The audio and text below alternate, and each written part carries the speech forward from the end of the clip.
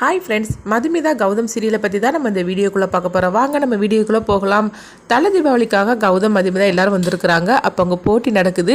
கிரண் பார்த்தோம்னா கௌதம் வம்பு இழுத்துட்டே இருக்கிறாங்க. அப்போ அடுத்தது போட்டி நடக்க போது வா அப்படின்னு சொல்லிட்டு ஸ்ருதியை கூப்பிடவும் இப்போ ஸ்ருதி சொல்கிறாங்க, அங்கே பாரு, நானும் வந்ததுலேருந்து பார்த்துட்டே இருக்கிறேன். நீ கௌதம் கிட்ட தேவையில்லாமல் நீ வம்பு இழுத்துக்கிட்டு இருக்கிற, அதனால் இது மாதிரிலாம் பண்ணிட்டு இருக்காத. நான் ஒன்றும் போட்டிக்கெல்லாம் வரல அப்படிங்கும்போது என்ன ஸ்ருதி சொல்லிட்டு இருக்கிற, அந்த போட்டியில் நம்ம சேர்ந்துட்டு ஜெயிச்சுட்டு வர வேண்டாமா, அதனால் நம்ம கண்டிப்பாக வரதான் செய்யணும் அப்படிங்கிறாங்க. அப்போ என்ன போட்டி அப்படின்னு பார்த்தோம்னா, கணவன்மார் அவங்க ஒய்ஃபை தூக்கிட்டு அவங்க முறுக்கு சாப்பிடணும், அது வரைக்கும் அவங்கள தூக்கியே வச்சிருக்கணும், இதுதான் போட்டி. இதை சந்தோஷ் பார்த்தோம்னா கௌதம் கிட்ட சொல்கிறாங்க. இது கிட்டதுமே கௌதம் அதிர்ச்சி அடைகிறாங்க. ஐயோ, இது என்னது, ஒய்ஃபை தூக்கிக்கிட்டு எவ்வளோ நேரம் தான் நிற்க முடியும், இதெல்லாம் சரிப்பட்டு வராது அப்படின்னு சொல்லிட்டு அவங்க மனசுக்குள்ளே நினைக்கிறாங்க. அப்போ கிரண் சொல்கிறாங்க, என்ன கௌதம் சார், நீங்கள் இந்த போட்டிக்கு வரீங்களா அப்படின்னு கேட்கும்போது, நீங்கள் எங்கே வர போகிறீங்க அப்படின்னு சொல்லவும் அப்போ சந்தோஷ் சொல்கிறாங்க, நீ என்ன நினச்சிக்கிட்டு இருக்கிற, என்னுடைய நண்பன் எப்படி இருப்பான் தெரியுமா, அவன் ஏற்கனவே அவன் ஜிம்முலாம் போய் அவன் உடம்பெல்லாம் எக்ஸசைஸ் பண்ணி அவன் வெயிட்டெல்லாம் தூக்கி வச்சிருக்கிறான், அதனால மதிமீதாவை தூக்குறதெல்லாம் பெரிய விஷயமே கிடையாது அப்படிங்கிறாங்க. உடனே கௌதம் முடிச்சிட்டு இருக்கிறாங்க, இது என்னது, இவன் நம்மளை கோத்து விட்டுட்டு இருக்கிறான் போலுக்கு அப்படிங்கவும் அப்போ சந்தோஷ் மனசுக்குள்ளே நினைக்கிறாங்க, எப்படியாவது இந்த போட்டியில் கௌதமையும் மதுமிதாவும் சேர வச்சிடணும், அப்படியாவது இவனுக்கு ரொமான்ஸாவது வரதா பார்க்கலாம் அப்படின்னு சொல்லிட்டு சந்தோஷ் இந்த மாதிரி நினச்சிட்டு இருக்கிறாங்க. அப்போ கௌதம் எதுவுமே பேசாமல் அமைதியாக இருக்கும்போது கிரண் சொல்கிறாங்க, சரி நீங்கள் மற்ற போட்டியிலலாம் தான் நீங்கள் கண்ணெல்லாம் வச்சு இது பண்ணிட்டு இருப்பீங்க, ஆனால் முறுக்கு சாப்பிட்ற போட்டியிலலாம் உங்கள் ஒய்ஃபை தூக்குறதுக்கெல்லாம் வரமாட்டீங்க, அதனால இந்த போட்டியில் நான் எப்படி சேர்ந்துக்கிட்டு ஜெயிச்சுட்டு வருவேன், நீங்கள் ஓரமாக இருந்து கையை தட்டிக்கிட்டுறீங்க அப்படின்னு சொல்லிட்டு கிரண் கிண்டல் பண்ணிட்டு போகவும் ஸ்ருதி கிரணை போட்டு திட்டிக்கிட்டே போகிறாங்க.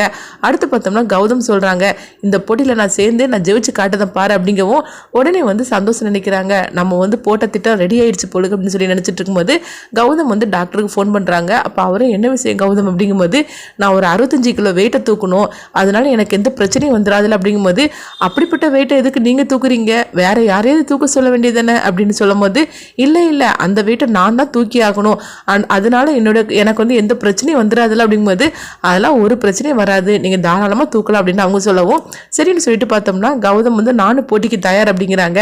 இதை கேட்டதுமே மதுமிதா குடும்பத்தோட அவ்வளோ சந்தோஷப்பட ஆரம்பிச்சிருந்தாங்க. அடுத்து போட்டியும் ஆரம்பிச்சிருது.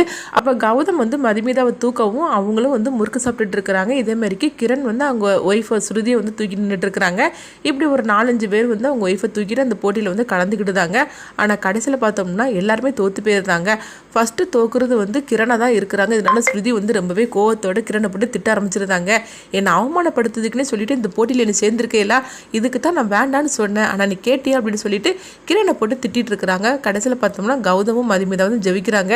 இந்த சந்தோஷத்தை எல்லாரும் கொண்டாடி இருக்கும்போது சந்தோஷ் சொல்கிறாங்க, என்ன ஓரமாக இருந்து என் நண்பனை கைத்தட்ட சொன்னீங்க, இப்போ நீ ஓரமாக நின்று கைத்தட்டினியா, பார்த்தியா என் நண்பன் எப்படி இந்த போட்டியில் ஜெயிச்சா அப்படின்னு சொல்லிட்டு அவங்க ரொம்பவே கிண்டல் பண்ணிட்டு போகிறாங்க. இந்த மாதிரி நடந்துட்டுருக்கு.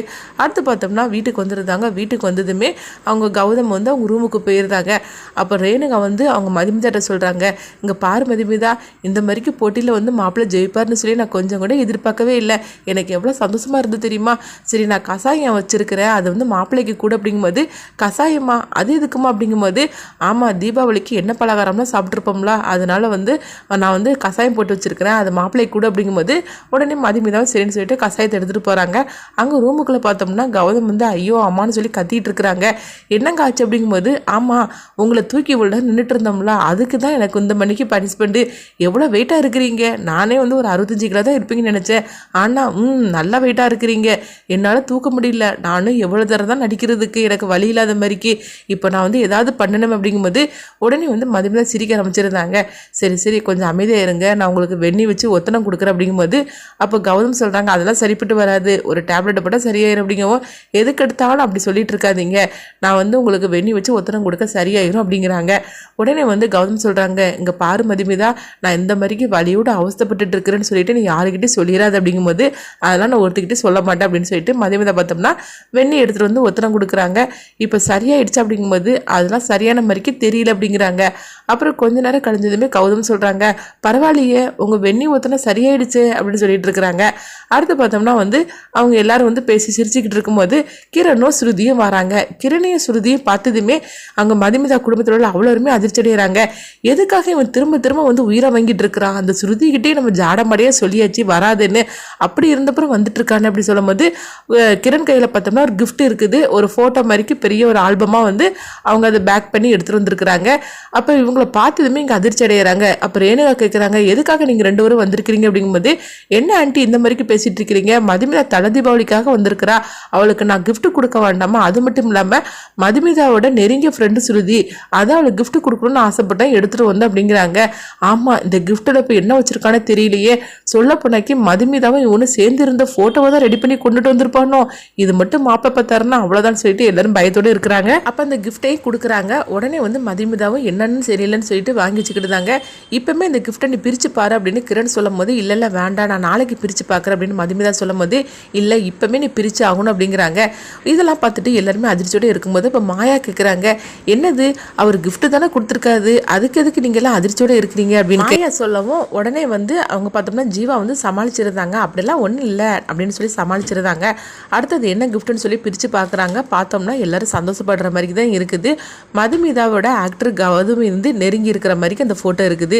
இதை பார்த்ததுமே வந்து சந்தோஷப்படுறாங்க. இப்போ கௌதம் கேட்குறாங்க, என்ன ஆக்டர் கௌதமி வந்து உங்களோட இருக்கிற மாதிரி ஃபோட்டோ கொடுத்துருக்காரு, ஏன் கௌதமினா உனக்கு பிடிக்குமா அப்படின்னு சொல்லி கேட்கும்போது, அப்போ கிரண் சொல்கிறாங்க, கௌதமினா மதுமிதாவுக்கு ரொம்பவே பிடிக்கும், அதனால தான் அந்த ஃபோட்டோவை ஏற்பாடு பண்ணினேன், எப்படி இருக்குது என்னுடைய கிஃப்ட் அப்படிங்கும்போது, உடனே கௌதம் சொல்கிறாங்க, இப்போ மதுமிதாவுக்கு நான் ஒரு கிஃப்ட் கொடுக்க போகிறேன் பாருன்னு சொல்லிட்டு அவங்க ஃபோன் பண்ணுறாங்க. ஃபோன் பண்ணிட்டு வரவும், என்ன கிஃப்ட் அப்படின்னு சொல்லிட்டு எல்லாருமே கேட்கும்போது, கொஞ்சம் வெயிட் பண்ணுங்க அப்படிங்கிறாங்க. எல்லாருமே அவளோட வெயிட் பண்ணிட்டு இருக்கும்போது பார்த்தோம்னா கதவு தட்டுற சவுண்டு கேட்குது. மதுமிதா கதவு திறந்து பார்க்குறாங்க. ஆக்டர் கௌதமி வந்து நிற்கிறாங்க.